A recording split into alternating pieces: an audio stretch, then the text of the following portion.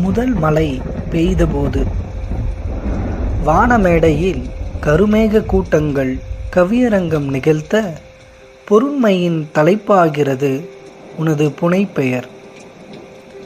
கவிகளை ரசித்தபடியே பறந்து செல்லும் பறவைகளை அண்ணாந்து படம் பிடிக்கிறது தேங்கி நிற்கும் எனது ஆசை குளம்.